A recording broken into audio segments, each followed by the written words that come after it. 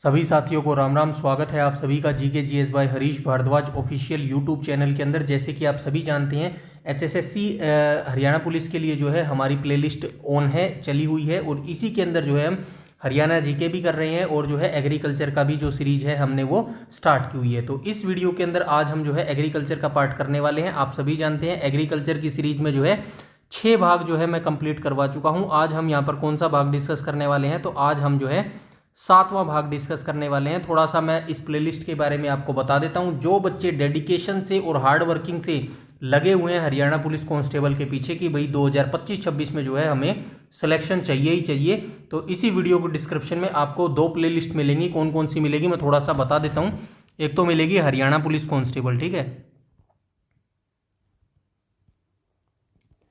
Haryana police constable 2025 से नाम से आपको एक प्लेलिस्ट मिलेगी, और एक प्लेलिस्ट आपको मिलेगी दिल्ली पुलिस कांस्टेबल 2025। तो ये दोनों प्लेलिस्ट आप क्यों देखनी है, क्योंकि जो है दिल्ली पुलिस कांस्टेबल से आप अपनी इंडिया जीके स्ट्रॉन्ग करेंगे, ठीक है। इंडिया जीके के कितने मार्क्स आते हैं, इंडिया जीके के जो है 15 मार्क्स जो है पूछे जाते हैं। और हरियाणा पुलिस से आप क्या स्ट्रॉन्ग करेंगे, अपनी एक तो हरियाणा जीके करेंगे, ठीक है, जो वर्तमान में हम कर रहे हैं। क्या कर रहे हैं, लास्ट 5 साल के एचएसएससी के जो है सारे क्वेश्चन डिटेल से हम जो है एनालाइज कर रहे हैं, ठीक है। दूसरी अभी हमारी सीरीज चल रही है एग्रीकल्चर की, ठीक है। तो ये दोनों सीरीज अभी फिलहाल में चल रही है। इसके बाद जो है धीरे धीरे मैं जोड़ता हुआ चलूंगा। क्या जोड़ता हुआ चलूंगा, आगे हम जो है इकोनॉमी भी सब्जेक्ट इसके अंदर करने वाले हैं, और एनवायरनमेंट भी करने वाले हैं, और साइंस भी करने वाले हैं, और कंप्यूटर भी करने वाले हैं। जैसा मैंने आपको प्रॉमिस किया था 60 मार्क्स की तैयारी मैं आपको बिल्कुल यहाँ पे एग्जैक्ट करवाऊंगा, जो आपके एग्जाम में देखने को मिलेंगे। इतनी आपकी तैयारी करवा दूंगा, कोई भी आपको एग्जाम में एग्जामिनेशन हॉल में घबराहट नहीं होगी। बिल्कुल पॉजिटिव तरीके से जो है आप एग्जामिनेशन हॉल के अंदर जाएंगे, ठीक है। आज हम यहाँ पे एग्रीकल्चर का अपना 7वां भाग डिस्कस करने वाले हैं। तो चलिए हम आज के वीडियो को स्टार्ट कर लेते हैं। इससे पहले जो है मैं 6ठे भाग में हम कहाँ तक पहुंचे थे, तो तिलहनी फसलें और जो है दलहनी फसलों के बारे में हमने बात कर ली थी, ठीक है। और आप ये याद रखिएगा, इतनी डिटेल से मैं यहाँ पर आपको क्यों करवा रहा हूँ, इसीलिए करवा रहा हूँ ताकि जो है आपका सिलेक्शन 2026 में सुनिश्चित हो सके। कैसे होगा, क्योंकि अभी आपका जो है नोटिफिकेशन नहीं आया है। नोटिफिकेशन आने के बाद जो है मिनिमम 6 महीने आप मान के चलिएगा कि 6 महीने जो है आपके रिटन एग्जामिनेशन में लगने वाले हैं, और अभी तो आपका नोटिफिकेशन भी नहीं आया। तो ये समय वही है, जो बच्चा सीरियसली लेगा ना तो वो शुरू से शुरुआत करेगा, जीरो से शुरुआत करेगा, और यहीं से जो है यही सोच के मैंने ये प्लेलिस्ट आपकी स्टार्ट की है, ठीक है। कुछ बच्चे नए जुड़े होंगे जो पहली बार हरियाणा पुलिस का एग्जाम देने वाले हैं, तो उनके लिए जो है हरियाणा पुलिस कांस्टेबल 2021 का पेपर जो है 2 दिन से है स्टार्ट हो चुका है। 3 जो है क्वेश्चन पेपर मैं वहाँ पे करवा चुका हूँ, तो वहाँ से जो है आप देख लेना एचएसएससी जो है किस लेवल तक जा सकता है, ठीक है। तो चलिए बिना किसी टाइम वेस्ट के वीडियो को शुरू कर लेते हैं। तो यहाँ पे कृषि और पशुपालन यानी कि एनिमल माफ़ कीजिएगा एग्रीकल्चर और एनिमल हस्बेंड्री का जो है सब्जेक्ट हमने यहाँ पे शुरू किया हुआ है, जिसके 6 भाग में करवा चुका हूँ। 7वां भाग जो है हम शुरू करेंगे रेशेदार फसलें से। तो आइए स्टार्ट कर लेते हैं। फर्स्ट पॉइंट में क्या बोला गया, भारत में उगाई जाने वाली 4 मुख्य रेशेदार फसलें हैं। तो भारत के अंदर जो है मुख्य रूप से रेशेदार जो है 4 फसलें उगाई जाती है। कौन कौन सी उगाई जाती है, पहली तो हो जाएगी कपास, दूसरी हो जाएगी जूट, तीसरी हो जाएगी सन, और चौथी हो जाएगी प्राकृतिक रेशम। तो ये 4 प्रकार की जो है फसलें भारत के अंदर रेशेदार फसलें जो है उगाई जाती है। नेक्स्ट पॉइंट की बात करें तो नेक्स्ट पॉइंट में क्या बोला गया है, कपास, जूट और सन फसल को जो है मिट्टी में उगाने से प्राप्त किया जाता है। मतलब ये जो फसलें हैं ना, कपास की फसल हो गई, आप सभी जानते हैं काली मिट्टी जो होती है वो कपास की फसल के लिए सर्वाधिक जो है उपयुक्त मानी जाती है। उसके बाद जूट की फसल हो गई और सन की फसल हो गई। ये तीनों जो फसल हैं कैसे प्राप्त की जाती है, तो इनका जो है बीज मिट्टी में बोया जाता है, तब जाके इनका पौधा निकलता है, और उससे जो है हमें फसल प्राप्त होती है, ठीक है। ये तीनों फसलें मिट्टी में उगाई जाती है। लेकिन जो चौथी फसल होगी ना, ये जो रेशम है, रेशम ये जो है रेशम जो है ये मिट्टी में नहीं उगाई जाती। तो कैसे उगाई जाती है आइए देख लेते हैं। नेक्स्ट पॉइंट में बोला गया रेशम की जो फसल को है रेशम के कीड़े का पालन करके जो है उसमें कोकून से प्राप्त किया जाता है। आप सभी जानते हैं रेशम का जो कीड़ा है वो शहतूत के पेड़ पे जो है पाला जाता है। मतलब जब वो परिपक्व की अवस्था में आता है ना, मतलब पूरा परिपक्व नहीं होता, परिपक्व होने वाला होता है, तो उसको गर्म पानी में डाल दिया जाता है, और जो है उससे कोकून करके जो है रेशम जो है प्राप्त कर लिया जाता है। आई होप ये सारी चीज़ें आपको पता होगी, क्योंकि ये सारी चीज़ें बेसिक है। और ये सारे पॉइंट जो मैं यहाँ पर आपके लिए वन लाइनर लेके आया हूँ ना, यकीन मानिएगा यहीं से जो है वनडे एग्जाम्स में जहाँ भी एग्रीकल्चर सब्जेक्ट आता है ना, वहाँ पर जो है यहाँ से हर लाइन से जो है आपका 1 नंबर का क्वेश्चन बन सकता है। ठीक है, ज़्यादा भीड़ करने की कोई ज़रूरी नहीं है, सिर्फ मैं उतना ही मटेरियल आपके लिए लेके आया हूँ जितना आपको एग्जाम में जो है आपको देखने को मिलेगा। ठीक है, रेशम की फसल को आप सभी जान गए हैं कि रेशम के कीड़े का पालन करके जो है कोकून से प्राप्त किया जाता है। अब शहतूत की पत्तियों को जो है रेशम का कीड़ा खाद्य रूप में जो है इस्तेमाल करता है। अब जो रेशम का कीड़ा होता है वो कुछ ना कुछ तो खाएगा ना, तो वो क्या खाता है, जो शहतूत का पेड़ होता है ना, शहतूत का पेड़ तो आई होप आपने देखा होगा, उसी की जो पत्तियां होता है उसको खाकर जो है ये अपना पालन पोषण करता है रेशम का कीड़ा। ठीक है, उसके बाद जो है हम इसको जो है गर्म पानी में डाल के जो है फिर आगे की जो है प्रोसेस करते हैं। नेक्स्ट पॉइंट की बात करें तो नेक्स्ट में क्या बोला गया है, रेशम उत्पादन को जो है सेरीकल्चर कहा जाता है। डायरेक्ट आपसे पूछा जाएगा कि रेशम उत्पादन को जो है क्या कहा जाता है। ठीक है, तो रेशम उत्पादन को जो है सेरीकल्चर यहाँ पर कहा जाता है। इसके बाद हम आएंगे नेक्स्ट, ये जो रेशम की रेशेदार फसल थी, तो यहाँ पर जो है फर्स्ट जो है हमने यहाँ पर पॉइंट देख लिया है। अब हम चलते हैं कपास के बारे में। ठीक है, चलिए आइए कपास के बारे में जान लेते हैं। रेशम की फसलों के बारे में हमने जान लिया है, तो कपास की बात करें तो कपास का जो पौधा है ये कौन से कुल का पौधा है, तो ये मालवेसी कुल का पौधा है। ठीक है, आपसे डायरेक्ट आपसे पूछा जाएगा कपास का जो पौधा है किस कुल से संबंधित रखता है, तो ये मालवेसी कुल से जो है संबंध रखता है। नेक्स्ट पॉइंट की बात करूं तो कपास की 2 मुख्य प्रजातियां होती है। एक तो देसी प्रजाति होती है जो कि भारत और इंडो चाइना में जो है इसका मूल स्थान पाया गया है, और दूसरी जो विदेशी जाति होती है वो कौन सी है, अमेरिका की मैक्सिको प्रजाति होती है। तो आइए देख लेते हैं 2 प्रजातियां। प्रथम को जो है देसी कपास बोला जाता है और दूसरे को जो है अमेरिकन कपास के नाम से जो है जाना जाता है। नेक्स्ट पॉइंट की बात करें तो नेक्स्ट में क्या बोला गया है, देसी कपास को गसीपियम, अर्बोरियम एवं हर्बेरियम के नाम से जो है जाना जाता है। ये नाम आपको याद रखना पड़ेगा। देखिए ठीक है, कुछ नाम क्लिष्ट होते हैं, डिफिकल्ट होते हैं, बट आपको याद रखना पड़ेगा क्योंकि आपके exam of point of view से जो है कुछ भी यहाँ पर पूछा जा सकता है। ठीक है, पूछा जा सकता है देसी कपास को जो है किस अन्य नाम से जाना जाता है, तो आप याद रखेंगे देसी कपास को जो है गासिपियम, अर्बोरियम एवं हर्बेरियम के नाम से है जो है जाना जाता है। और अमेरिकन कपास को जो है किस नाम से जाना जाता है, गाहिर सुटम एवं बारवेडेंस के नाम से जो है ये जाना जाता है। दोनों देसी कपास और जो विदेशी कपास है ना, इन दोनों के जो है अन्य नाम आप याद रखेंगे। उसके बाद हम चलते हैं आगे, और दक्कन के पठार के भागों में पाई जाने वाली जो काली मिट्टी होती है वो कपास के उत्पादन के लिए जो है उपयुक्त मानी जाती है। आप सभी जानते हैं इसको जो है रेगूर मिट्टी भी बोला जाता है। ठीक है, रेगूर मिट्टी भी जो है ये बोला जाता है। जो कपास की फसल होती है ना, कपास की फसल ये जो है सबसे अधिक किस मिट्टी में जो है उपजती है, तो काली मिट्टी में जो है इसका उत्पादन काफ़ी अच्छा होता है। और ये जो काली मिट्टी होती है, दक्कन का जो लावा पठार वाला एरिया ना, उस एरिया में जो है ये मिट्टी सर्वाधिक पाई जाती है। इसके बाद हम चलते हैं नेक्स्ट पॉइंट पर, और नेक्स्ट पॉइंट में क्या बोला गया, रेगूर मिट्टी को जो है काली मिट्टी या काली कपास मिट्टी भी कहते हैं। यह मुख्य रूप से जो है बेसाल्ट चट्टानों के अपक्षय से बनती है।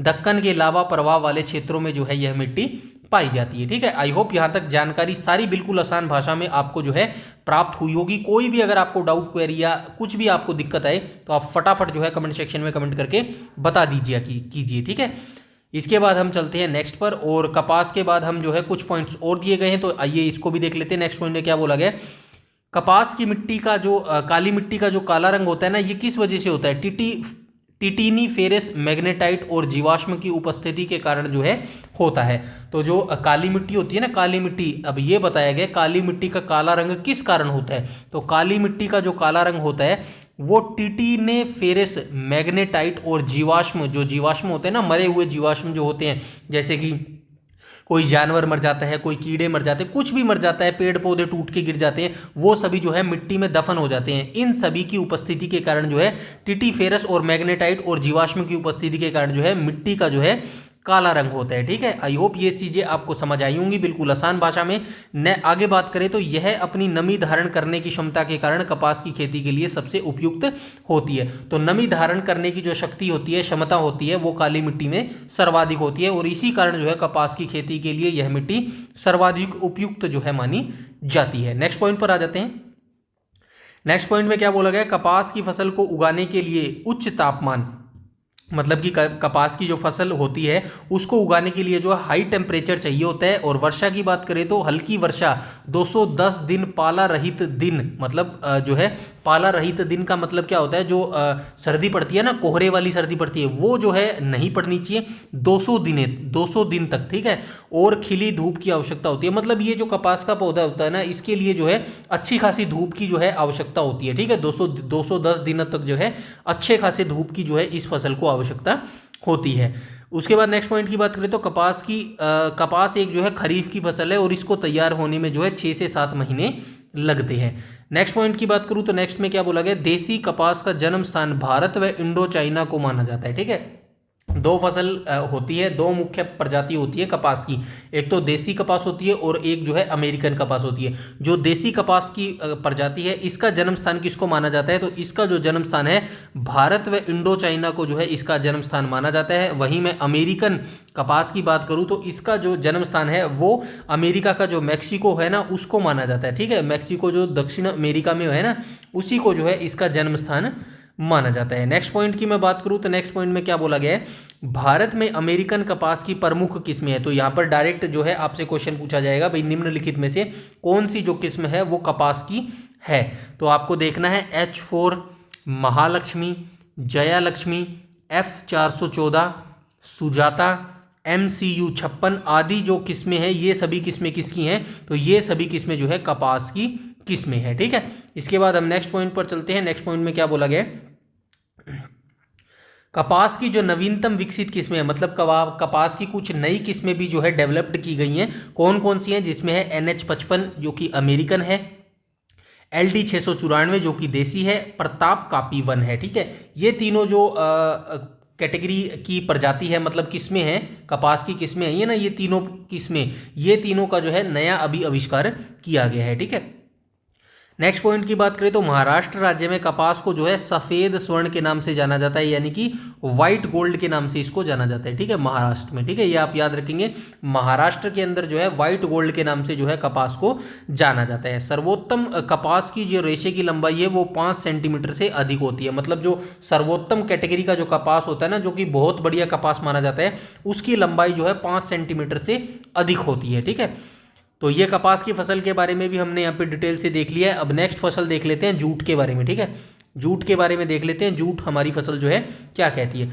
जूट का पौधा जो है किस कुल का पौधा है, तो जूट का पौधा जो है टिलियेसी कुल का जो है पौधा है। डायरेक्ट आपसे पूछा जाएगा कि जूट का जो पौधा है ये किस वंश से संबंध रखता है, तो टिलियेसी कुल से जो है ये जूट का पौधा संबंध रखता है। नेक्स्ट पॉइंट की बात करूं तो जूट की फसल का जन्म स्थान जो है अफ्रीका व भारत को माना जाता है। तो ये माना जाता है कि जूट की फसल का जो आरंभ हुआ था वो अफ्रीका और भारत में ही सर्वप्रथम जो है जूट का उत्पन्न हुआ था पौधा, ठीक है।